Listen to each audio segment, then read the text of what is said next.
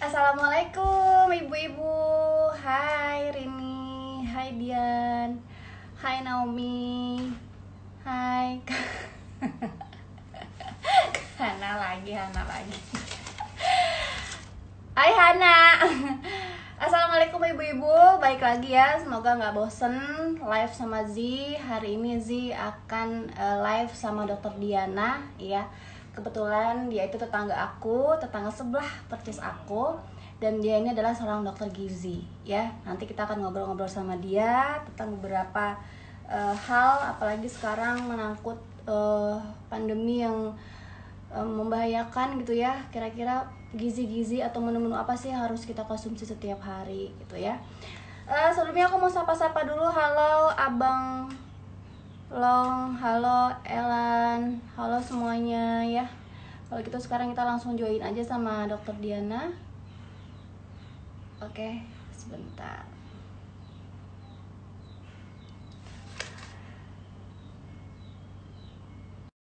Ya.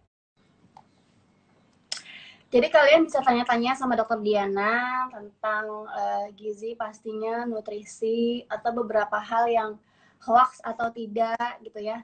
Nanti kita akan tanyakan langsung. Hai tetanggaku. Hai tetangga. Sinyal oke, sinyal aman? Aman, mudah-mudahan aman ya sih. Alhamdulillah ya. Ya teman-teman, kita akan ngobrol 1 sampai setengah jam ke depan ya. Mudah-mudahan ini bermanfaat buat teman-teman. Apalagi lagi musim kayak gini nih Kak nih. Orang banyak tanya nih kan. Sekarang udah sama ahlinya bersama Dokter Diana. Yeay! Hari ini nggak praktek Kak? Abis live baru aku ke rumah sakit. Oke, jam berapa harus berangkat? Jam jam 2. Jam 2. Oke. Kalau gitu kita ngobrol-ngobrol dulu sebentar ya. Oke. Gimana nih? Oke. Jadi sebagai dokter gizi nih, ahli gizi nih ya, kita pembukaan dulu lah gitu. Apa sih menu-menu yang basic banget yang harus kita konsumsi, apalagi sekarang kan lagi corona, terus mau menyambut bulan suci Ramadan, sampai grogi aku yang ribet. Menyambut bulan suci Ramadan gitu ya. Menu-menu basic apa sih yang harus kita konsumsi supaya kita tetap kuat, tetap sehat, terus si corona nggak datang-datang sama kita gitu. Ada nggak sih Kak menu-menu basic? Iya, jadi sebenarnya gini, aku mau nyapa dulu ya teman-teman semua. Oke. Halo. Mudah-mudahan semua sehat, mudah-mudahan semua dalam kondisi yang prima ya, siap juga untuk menjalankan ibadah puasa. Amin. Nah, sebenarnya gini sih, kalau kita mau ngomongin tentang kita lagi masa pandemi, ya berarti kan virus nih, ya kan virus yang bisa amit-amit ya, ketok-ketok bisa kena ke kita gitu. Nah, tapi untuk sekarang berarti kan kita harus jaga kita punya imunitas atau daya tahan tubuh supaya tidak tertular. Intinya gitu kan, virus itu bisa masuk ke kita kalau daya tahan tubuh kita tidak kuat. Intinya pada saat host atau tubuh inangnya kuat, amin, mudah-mudahan kita tidak terkena virus. Nah, berarti caranya gimana? Kita harus ningkatin kita punya daya tahan tubuh, ya kan? Pertama, udah jelas harus kita atur pola makan dengan gizi seimbang. Itu udah mesti, ya kan? Terus yang kedua, kita harus cukup juga aktivitas. Ya, aktivitas mau kan kita kan lagi di rumah nih, ya udah kita bisa aktivitas di rumah. Jadi walaupun di rumah kita tetap harus aktif bergerak. Terus yang ketiga yang nggak boleh dilupain adalah kita harus cukup istirahat. Itu jangan mentang-mentang rasanya libur gitu ya, terus keasikan nonton drakor ya, gimana sis? Kayaknya istirahat mulu di kerja. Istirahat ya kita ya. Nah jadi drakor mulu sampai lupa istirahat. Padahal tiga hal itu penting sekali untuk jaga daya tahan tubuh kita. Nah, tidak lupa yang keempat adalah pola hidup bersih dan sehat ya, yang termasuk cuci tangan, termasuk jaga jarak, termasuk pakai masker, itu udah termasuk di dalamnya. Nah, sekarang aku mau detailing untuk yang ke pola makan. Nah, kalau untuk pola makan, tetap intinya kita harus gizi seimbang sih. Gizi seimbang berarti karbohidratnya harus ada. Karbo tahu ya, ya nasi, kentang, ubi, mie gitu ya, itu kan karbohidrat. Kemudian harus dilengkapi juga dengan adanya protein. Protein ada dua juga, ada protein hewani, ada protein nabati. Kalau hewani biasa deh, ayam, ikan, daging, telur, susu gitu ya. Kalau yang nabati apa? Kacang-kacangan, tahu, tempe, itu semua sumber nabati. Nah, both atau dua-dua protein itu harus ada. Nah, justru di masa pandemi ini, kita untuk menangkal virus, untuk jaga daya tahan tubuh, itu jumlah proteinnya yang harus lebih banyak. Oh, kenapa Porsi gitu? proteinnya. Karena protein tadi untuk bisa bikin kita booster daya tahan tubuh kita. Jadi Oke. bukan gini, bukan makan asal kenyang. Biasa ya orang Indonesia makan asal kenyang. Akhirnya yang dibanyakin adalah si Nasinya. karbonya, nasi yang penting kenyang gitu kan. Padahal dia lupa. Iya, dia lupa kalau ternyata protein itu yang lebih penting. Jadi nggak apa-apa nih dalam satu kali makan, proteinnya bisa dua. Nanti ada hewaninya, misalnya kita makan pakai ayam, nanti ada tahu tempenya. Nanti tahu tempenya bisa 2 atau 3 porsi, boleh. Jadi yang diperbanyak justru sih proteinnya. Nah, terus nggak lupa Oke. juga, tadi kan udah karbohidrat, ya kan? Kemudian protein, ya kan? Terus yang ketiga adalah lemak. Jadi untuk mencukupi gizi seimbang tetap harus ada lemak sih. Nah, untuk Oke. teman-teman semua, lemak pun jangan takut. Dalam artian gini, ya kita pilih lemaknya yang jenis baik. Ya enggak, lemaknya yang baik, jenis lemak yang Oke. baik. Kalau lemak yang baik berarti lemak yang tidak jenuh. Lemak Hmm. tidak jenuh itu bisa dari mana? Kita bisa ambil dari tadi ayam, ikan, daging, kacang-kacangan itu mengandung lemak. Lemaknya lemak baik. Tapi lemak baik itu akan menjadi jenuh atau lemak tidak baik jika kita prosesnya salah. Misal, ayam, ikan selalu digoreng. Ya, maksud aku di sini digoreng tuh yang ditenggelam di minyak ya, yang tenggelam di minyak. Nah, itu pasti jadi lemaknya jadi lemak jenuh. Kan sayang. Tadinya lemaknya baik, jadi jenuh. Jadi memang sebaiknya kurangi juga menu-menu yang digoreng. Jadi Oh tidak iya. setiap hari, misalnya ayam hari ini digoreng, Hmm. besok kita bikin ikan baladonya digoreng, besok lagi tahu tempe digoreng. Akhirnya kan setiap hari goreng, ya Betul. kan? Minyak Selain saya cepat habis dong. ya kan, jadinya kamu nyetak minyaknya banyak. Nah, padahal dengan kita semakin banyak konsumsi ya tadi ya lemak jenuh dengan kalori yang tinggi, itu yang bisa bikin ya jadinya akhirnya gemuknya di situ, gendutnya di situ karena terlalu banyak lemak yang jenuh. Ya kan gorengan-gorengan juga kalorinya kan tinggi.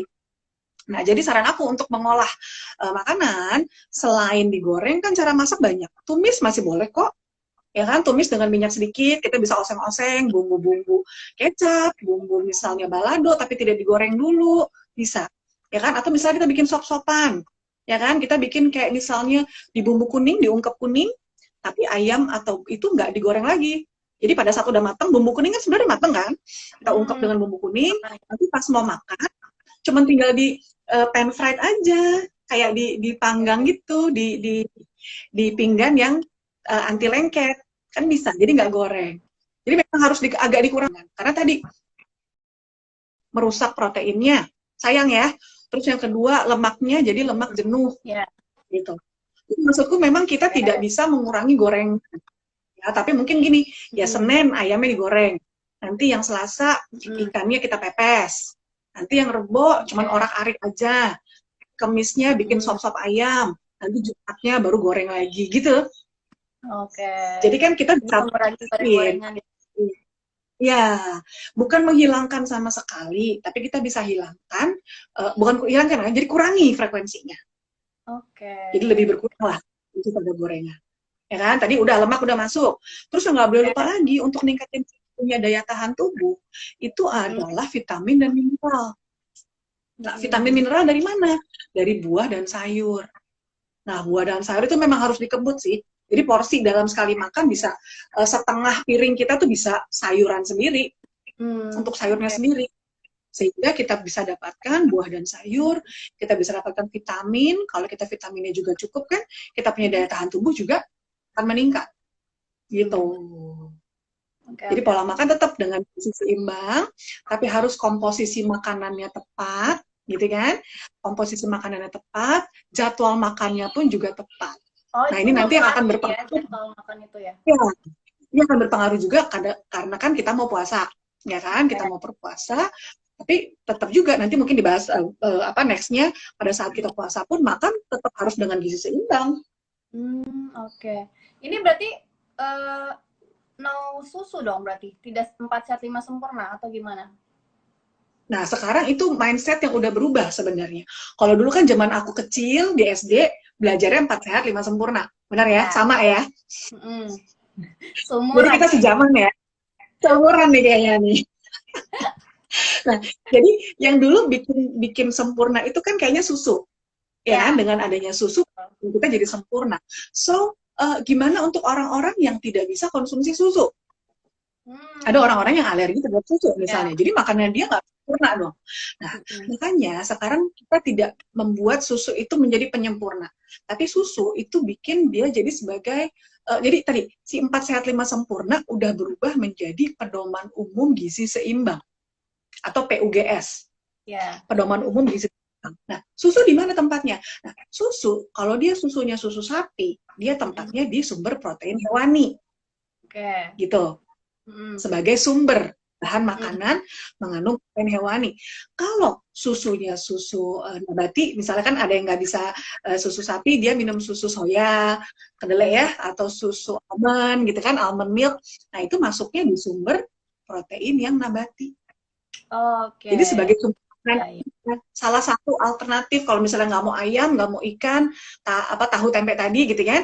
Nah ayam, ikan, daging itu bisa kita suplementasi dengan susu, gitu kan? Jadi dia sebagai bukan penyempurna. Kalau zaman dulu kan dia penyempurna. Jadi kalau kita nggak pakai susu nggak sempurna. Nah sekarang enggak. Jadi kita seimbang, susu sebagai salah satu sumber bahan makanan. Oh, oke kalau gitu. Nah, ini ada beberapa pertanyaan nih dok. Kemarin sih udah coba open ya ke teman-teman. Ya. Ini ada beberapa pertanyaan yang mereka mau tahu jawabannya. Ini tentang hoax atau fakta, ya. Ya. Pertama, hoax atau fakta kalau kandungan empon-empon atau minuman dari rempah-rempah itu bisa mencegah corona. Ini banyak banget kan, sekarang lagi beredar kan. Kira-kira hoax atau fakta sih dok? Nah sebenarnya itu fakta. Okay. Ya, kandung ya fakta. Tapi tetap aku ada ngomong tapinya. Kenapa? Jangan sampai empon-empon, jamu-jamuan. Biasanya kita makan apa sih? Jahe, kencur, kunyit, temulawak gitu ya. Kalau jahe kan golongan Gingiberaceae, ya. Kalau temulawak, kunyit, apalagi tuh, temulawak, kunyit sama kencur itu kan golongan kurkuma. Nah, memang dua golongan ini terbukti dari dulu sudah banyak penelitian bahwa memang golongan Gingiberaceae dan golongan kurkuma tadi memang mengandung senyawa ya yang bisa berefek sebagai pertama antibakteri, ya. Terus yang kedua anti peradangan atau anti inflamasi, ya.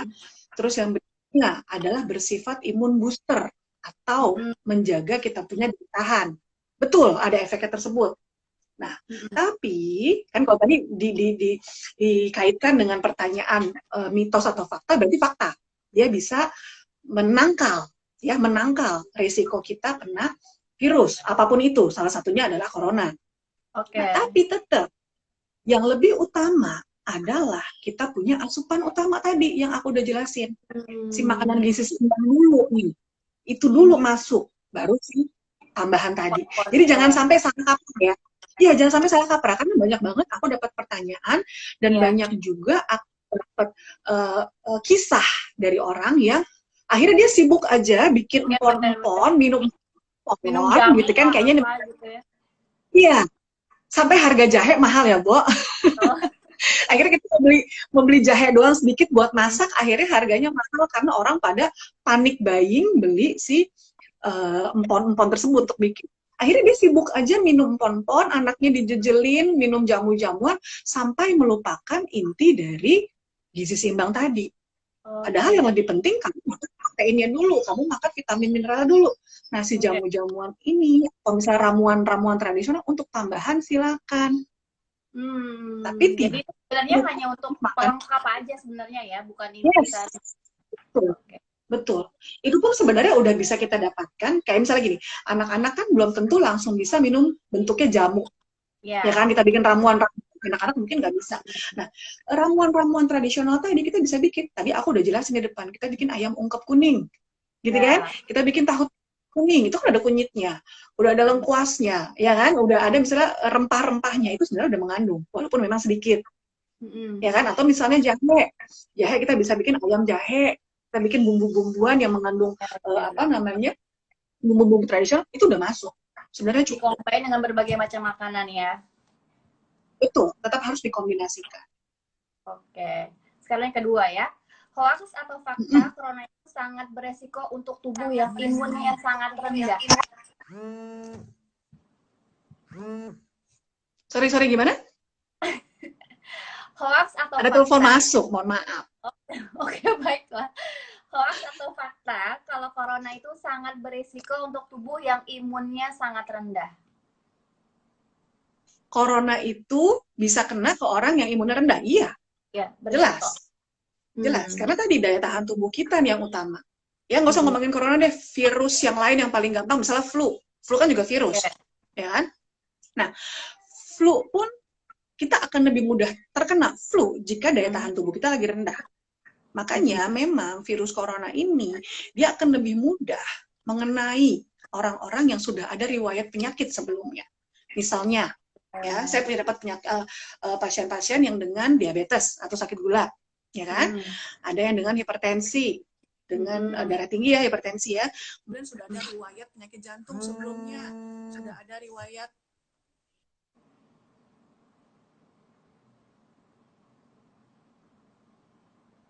Sebentar ya, kayaknya dokternya lagi terima telepon. riwayat penyakit tersebut yang bisa bikin seseorang itu lebih rentan terkena virus. Karena kan daya tahannya dia udah rendah. Ya kan? Atau misalnya orang-orang dengan penyakit imunodefisiensi atau penyakit yang memang imunnya rendah, dia pasti akan lebih mudah terkena untuk virus apapun itu. Jadi untuk misalnya teman-teman di sini yang sudah punya riwayat penyakit yang saya sebutin tadi, memang harus lebih ekstra hati-hati untuk jaga. Ya, udah diam di rumah aja deh, nggak usah kemana-mana, gitu kan? Terus kemudian benar-benar cuci tangan. Gimana?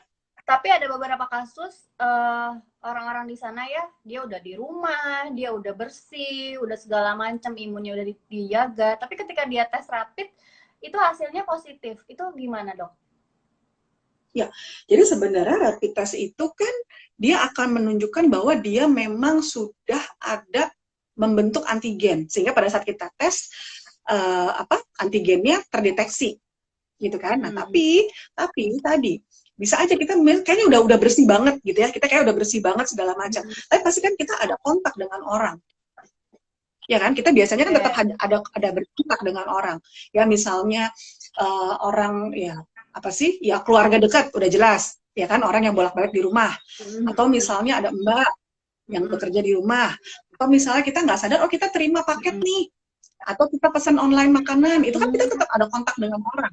Itu yang kita berasanya orang itu nggak sakit, kitanya nggak sakit, tapi kita semua sebagai carrier. Kita ini sebagai carrier, kita membawa aja. Cuman mungkin karena daya tahan tubuhnya kita kuat, kita nggak bermanifestasi di kita. Karena kitanya sehat, amin. Gitu kan, kitanya sehat. Tapi begitu ke orang lain yang daya tahan tubuhnya agak rendah, atau biasanya itu orang-orang yang tua, mungkin sedang hamil, sedang menyusui, atau anak-anak, itu kan imunitasnya biasanya memang tidak seperti orang sehat ya, pasti berkurang. Itu akan lebih rentan. Jadi mungkin aja, yang tadi kayak saya udah sehat banget nih, kayak saya di rumah aja gitu kan, tapi bisa aja. Oh gitu ya, jadi sebenarnya banyak faktor ya. Ya. Oke. Sekarang yang ketiga ya dok ya, yang keempat. Makanan atau buah selain jeruk yang mengandung vitamin C? Banyak. Oke. Banyak. Udah paling gampang kita mau lihat buah sama sayur yang mengandung vitamin C dari warnanya aja dulu. Ya, yang warnanya orange, merah gitu. Orange merah biasanya. Jadi apa? Jeruk udah pasti, ya. Pepaya, semangka, mangga, apalagi kiwi kalau mau yang mahalan dikit, ya kan? Apel, pir, itu juga tinggi C-nya. Jambu merah, jambu biji, jambu air. Ya, semua. Jadi merah, orange gitu.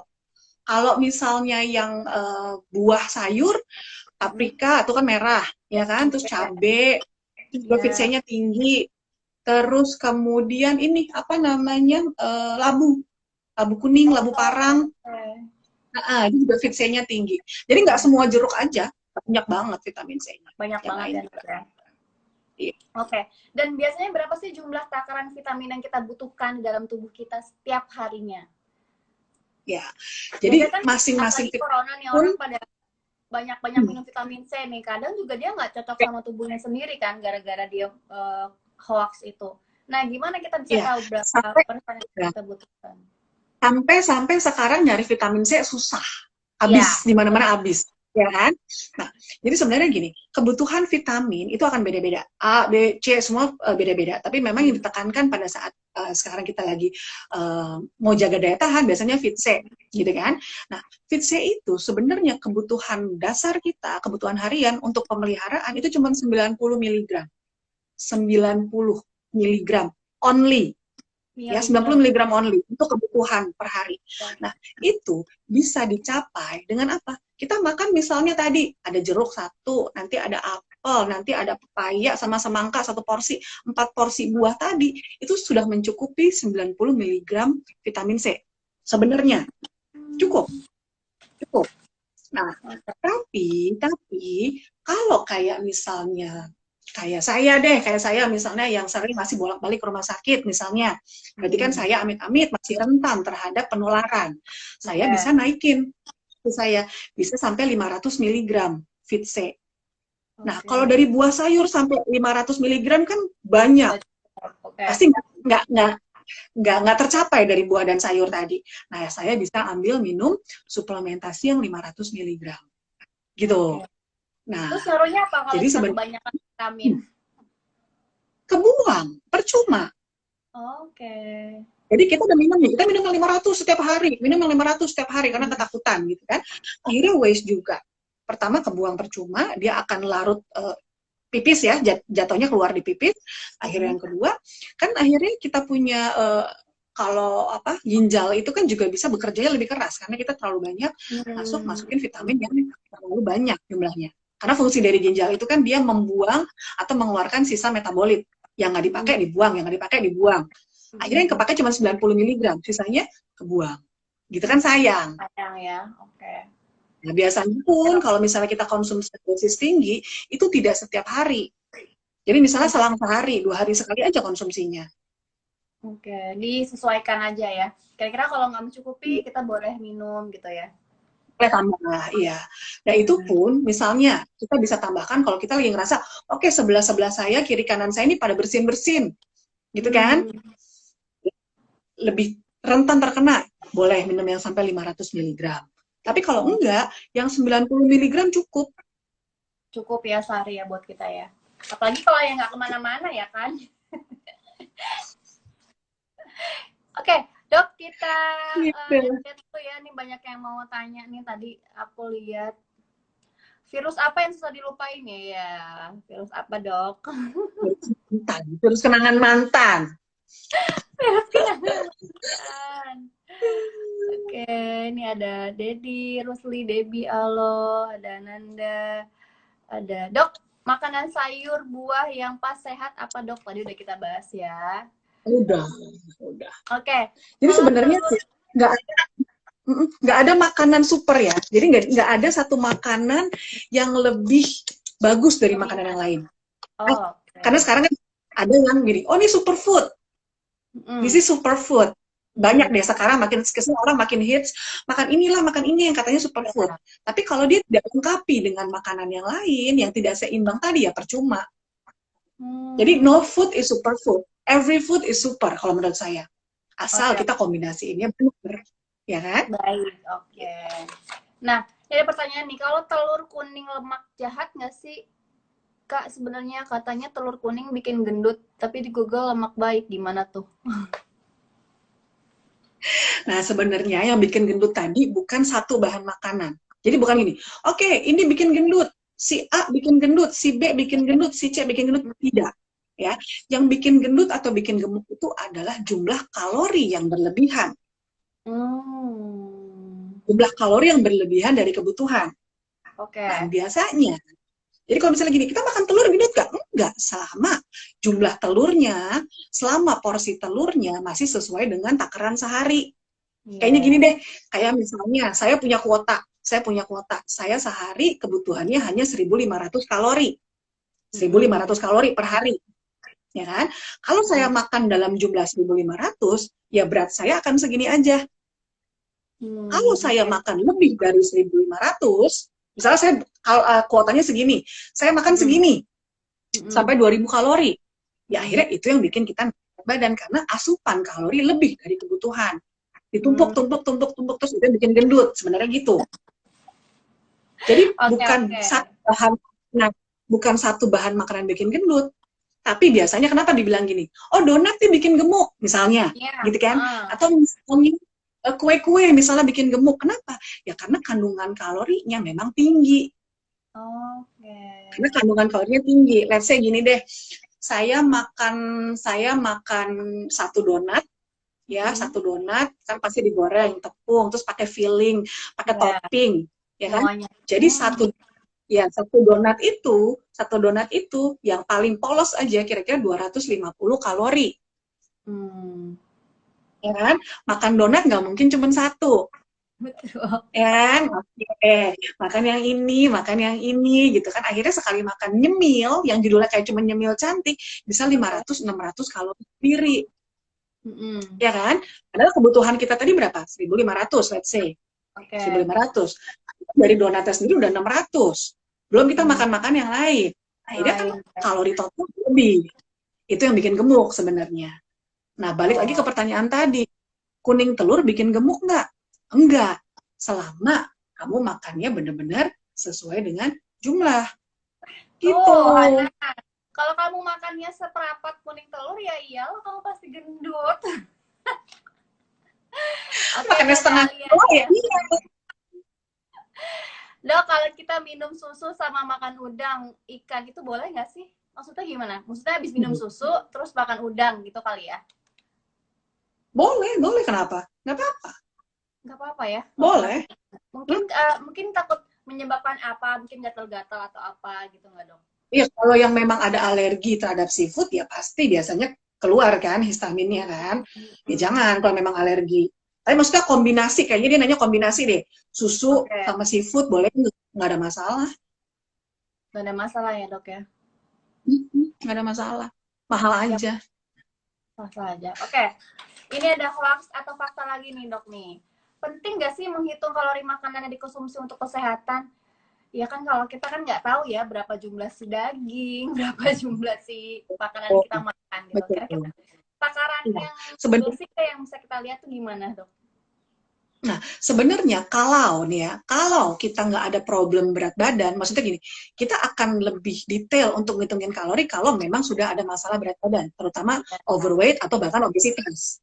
Itu kita Oke. akan lebih, oke, turunin sekian, makanya harus konsul ke dokter gizi, ya kan? Hmm. Sehingga nanti dokter gizi akan nih, oke, kamu tuh harus makannya segini, makannya apa aja, porsinya seberapa, jadwal makannya gimana, itu jelas.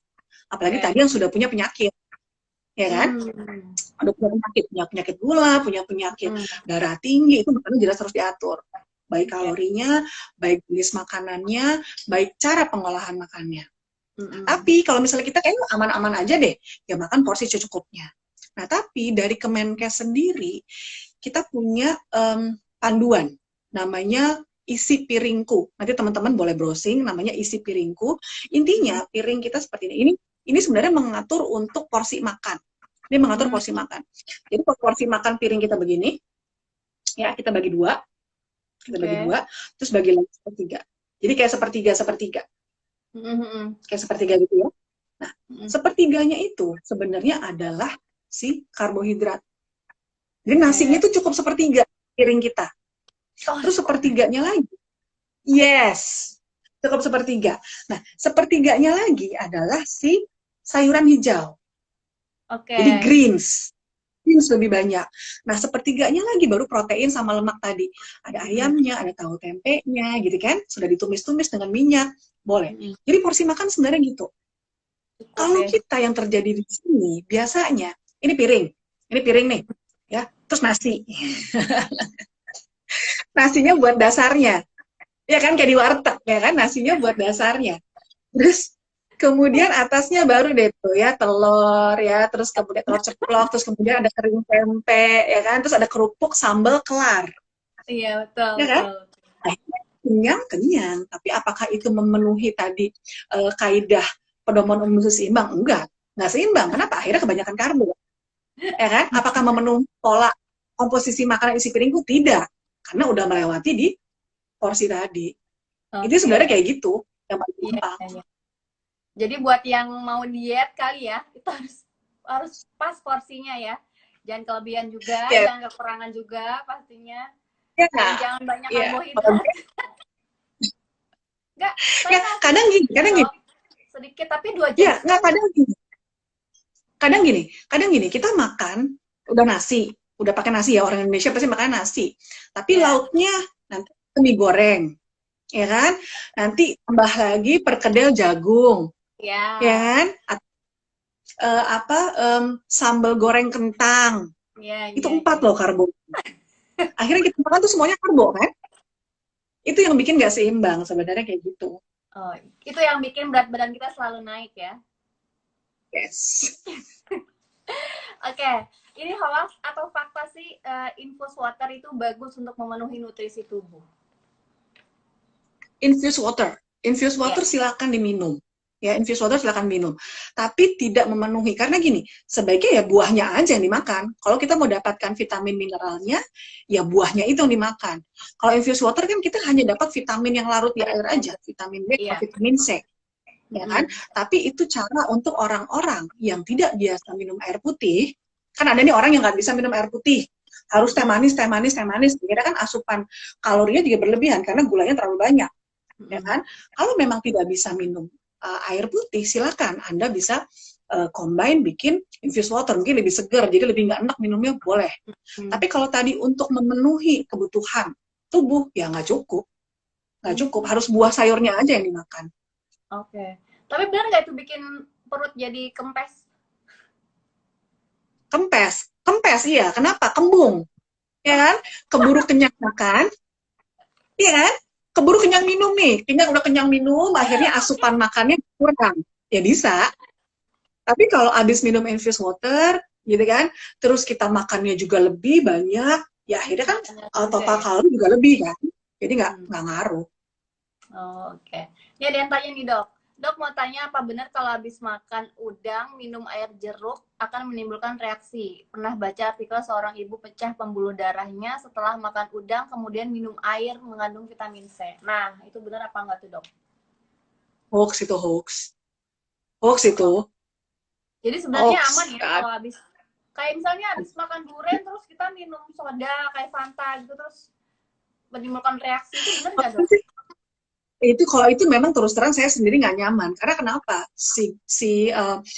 kalau durian sendiri kan dia pasti kan difermentasi kan, gasnya tinggi di lambung juga pasti udah lebih kayak begah, terus kita minum lagi soda kan lebih begah lagi, lebih ke situ sih, lebih nggak nyaman ke situnya, tapi nggak bikin tiba-tiba langsung meninggal gitu, yang enggak deh. Oh, berarti ini juga hoax ya? Wah, pasti udah ada penyakit sebetulnya ya, Mbak Vela ya. Oke. Ini hoax atau fakta kalau oatmeal bisa jadi pengganti nasi? Ini buat ibu-ibu yang suka diet nih. Ya. Itu fakta. Karena tadi oats, tadi kan sudah sebut ya, jenis-jenis sumber karbohidrat. Nasi, tadi terus gandum itu ya mau bentuk gandum utuhnya sih. Oatmealnya misalnya udah dalam bentuk roti gandum, terus kentang gitu kan, pasta, ubi, singkong, jagung, itu kan karbohidrat. Jadi kalau pertanyaannya oats bisa menggantikan nasi, betul. Sama aja. Jadi kamu makan oats itu udah makan nasi.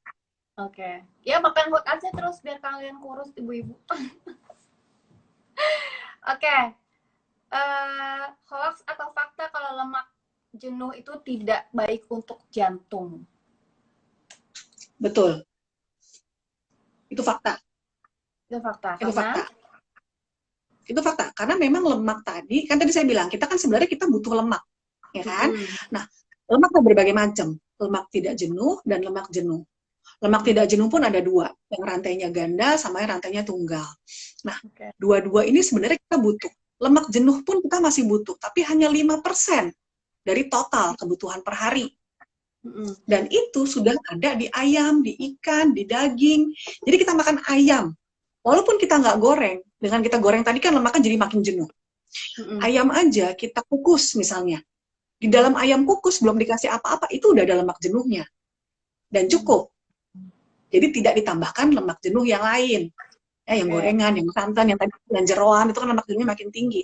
Nah, makin tinggi kandungan lemak di dalam tubuh kita, ya lemak itu lama-lama kita makan, asupan makanan terus, lama-lama dia kan nanti kan diserap di usus, nanti dia baru masuk ke pembuluh darah, baru nanti dipakai buat metabolisme tubuh.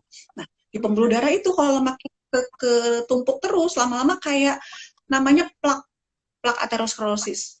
Kayak gini deh, kayak selang. Kayak selang. Saya punya selang air. Selang itu saya pakai setiap hari, tapi lama-lama di dalam dinding selangnya kayak ketumpuk sama lumut. Tumpuk sama lumut. Terus tahunan ketumpuk lumut, lama-lama lumutnya makin tebal. Ya kan? Lumutnya makin tebal, itu sama dengan si pembuluh darah tadi. Kita terisi terus sama si plak lemak tadi. Plak terus dan itu bukan sehari 2 hari, kejadian itu tahunan. Prosesnya kronik atau panjang. Ya kan? Tahunan terus terkumpul, akhirnya apa? Akhirnya yang namanya dinding pembuluh darah kaku. Jadi kaku kan? Mestinya pembuluh darah tuh dia kayak selang yang masih lentur. Ya, ini jadinya kaku, jadi rigid, jadi keras. Nah, makin lama makin di situ berarti kan tertumpuk terus si lemaknya, akhirnya makin apa? Makin sempit diameternya. Ya kan? Makin sempit diameter. Akhirnya aliran darah yang harus lewat makin lebih berebutan kan, masuk kan, jadi tekanan di sini pasti lebih tinggi, karena lebih tinggi.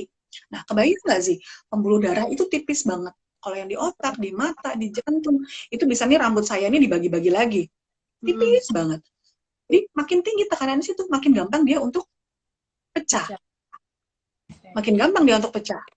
ya kan, sehingga yang terjadi namanya stroke, pecah pembuluh darah di otak. Ada serangan jantung atau henti jantung yang pecah pembuluh darah di jantung. Itu karena itu. Jadi memang nih kalau lemak jenuh yang kenapa? Kalau kayak gitu bisa terdeteksi nggak, terus bisa diobatin nggak? Biasanya terdeteksinya kalau kita kateterisasi, kalau yang di jantung. Kita masukin alat. Kateter, kalau orang bilang kateter jantung ya. Kita masukin alat ke jantung, lewat pembuluh darah dari tangan atau dari paha, baru nanti diintip, baru dilihat sumbatannya seperti apa, bisa. Tapi kan itu invasif, ya kan, tindakan yang harus invasif, nggak bisa dilihat dari luar aja. Nah, palingan yang semi invasif, kita cek lab dari darah ya, yang paling gampang, cek darah, kolesterolnya bagus apa enggak, kayak gitu-gitu, yang lebih ke situ, kolesterol, HDL, LDL, kolesterol total, sama trigliserid. Wah, tetap harus cek darah. Jadi belajar banyak nih sama dokter Diana, ya ampun, makasihnya. Lebih aware sama diri kita. Jadi biarpun sekarang lagi masa pandemi kayak gini, di rumah aja ya, rebahan, masak makan. Mudah-mudahan hari ini dapat ilmunya, kita lebih aware berapa kalori yang kita makan, terus nasi secukupnya ya, jangan banyak-banyak, terus vitamin C juga harus dilebihin ya dok ya. Pesan-pesan dong dok buat teman-teman yang lagi nonton hari ini. Nah kan jadi kan teman-teman kan mestinya lebih pinter nih dari orang lain gitu kan, karena udah dapat ilmu sedikit. Nah disebarin, maksudnya gini, kita kalau punya ilmu, kita punya sesuatu yang bagus, sebaiknya kita sebarkan. Kenapa? Makin banyak orang tahu, makin banyak orang sehat. Makin banyak orang sehat, saya nggak perlu repot-repot ngobatin gitu. Ya nanti rumah sakitnya sepi dong. Nggak apa-apa, yang penting orang sehat semua.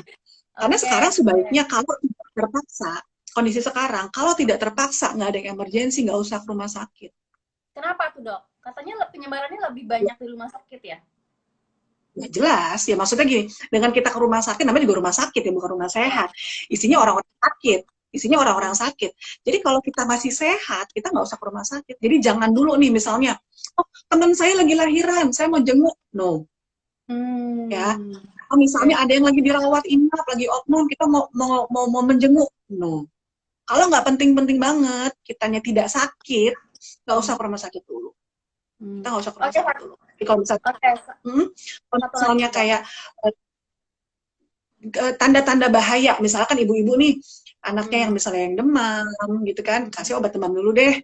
Kalau masih belum demam tinggi banget, masih bisa hilang dengan obat-obat demam, ya udah kita tangani dulu di rumah. Atau misalnya anak-anak udah sampai kejang ya kayak gitu-gitu baru kita bawa ke rumah sakit, kejang, dehidrasi, udah nggak mau makan, nggak mau minum, gitu kan? Yang kayak gitu-gitu baru kita bawa ke rumah sakit. Tapi kalau misalnya Pokoknya masih sakit perut sedikit, diare-diare sedikit masih bisa kita tangani, oke. Tapi jangan sampai dehidrasi ya. oke. Nah, dok, dokter gigi nih ya, dok. Katanya dokter gigi itu adalah 60 sekitar 70% penularannya terhadap penyakit corona daripada dokter yang lain gitu katanya. Karena aku sakit gigi terus mau mau ke dokter gigi tuh lumayan sepi dan gak ada yang buka sama sekali. Katanya nggak bisa karena corona. Itu betul betul, dok. Ya kan karena kalau corona itu kan kontaknya lewat mana? Kita lewat hirupan, ya kan? Lewat aerosol droplet dari hirupan dan dari mulut. Ya kan? Jadi memang kalau untuk tindakan yang daerah sini, kalau nggak penting-penting banget, nggak usah dulu. Kalau nggak penting-penting banget, misalnya giginya nggak patah, atau misalnya nggak yang bengkak banget, yang kita tunda dulu. Karena memang resiko banget, resiko kita kan dekat sekali dengan dokter giginya. Ya. Ya kan? Dokter giginya dekat sekali dengan kita. Kan pasti kita nggak mungkin dong jarak 1 meter ke dokter gigi, nggak bisa diperiksa, ya kan? Oke. Terus kalau Nggak bisa nyut-nyutan berarti harus diperiksa. ditahan dulu dong. Kenapa? Kalau nyut-nyutan harus ditahan dulu dong. Iya, paling minum obat pereda nyeri aja dulu. Oh, oke. Kecuali Jadi misalnya giginya sampai patah, berdarah yang harus menimbulkan emergensi ya, maksudnya harus segera ditangani ya baru kita ke dokter gigi. Tapi kalau misalnya tadi ya cuma nyut-nyutan aja atau apa, kita paling anti anti nyeri dulu aja ya sementara. oh, gitu. Oke, oke. Baiklah, kalau begitu Dokter Diana, terima kasih atas waktunya. Nanti kita Sama, ngobrol-ngobrol lagi ya. Ngobrol-ngobrol lagi masalah boleh. nutrisi menyambut bulan suci Ramadan, ya kan? Biasanya kan kalau puasa kan seharian nggak makan terus malamnya makan banyak. Nah itu perlu diinformasikan juga tuh seberapa banyak sih kita harus mengkonsumsi makan setelah buka puasa. Biasanya jam-jam 9, jam 10 tuh. Itu waktu-waktu yang kriuk-kriuk ke bawah makan. Nah nanti diinfoin lagi ke kita-kita ya dok ya. Next. Boleh, boleh, boleh, boleh. Oke, kalau gitu terima kasih Dokter Diana. Selamat beraktivitas hari Sama. ini. Jangan lupa apa ya? Apa pesannya dok? Jangan lupa, pokoknya tetap sehat. Kita tetap harus optimis, ya kan? Karena misalnya kita terlalu banyak baca berita, terlalu banyak terima WhatsApp forwardan yang belum tentu jelas, membuat kepanikan, bikin kita stres juga buat apa? Kalau saya akan cari informasi benar-benar di tempat yang terpercaya. Misalnya cari yang di WHO. Misalnya itu udah pasti jelas beritanya. Ya kan? Jangan cuma baca menurut si Bapak A, Bapak B, Ibu C, gini-gini. Jangan dilihat, bikin kita panik. Ya kan? Akhirnya malah melakukan hal-hal yang tidak semestinya. Pokoknya cari sumber benar-benar yang bisa dipercaya. Misalnya WHO atau Kemenkes, misalnya kayak gitu-gitu tuh. Atau misalnya benar-benar info-info dari jurnal-jurnal tentang COVID yang benar-benar terpercaya. Jadi jangan percaya sama hoax. Dan jangan menyebarkan hoax. Betul, betul, betul. Iya, kalau terima berita, orang mungkin nerima iya, pembicaraan. be a smart lah, be smart lah. Jadi kita terima berita, oh ini benar apa enggak? Kita periksa. Kalau misalnya beritanya nggak benar, kita tegur yang ngirim. Ini berita dari mana? Udah nggak usah disebar-sebarin. Dan stop hoaxnya di kita. Jangan kita ikut nyebarin. Kita sama aja nanti. Oke, sip. Kalau gitu terima kasih Dokter Liana atas kesempatannya. Sama. Time. Dadah. Dah.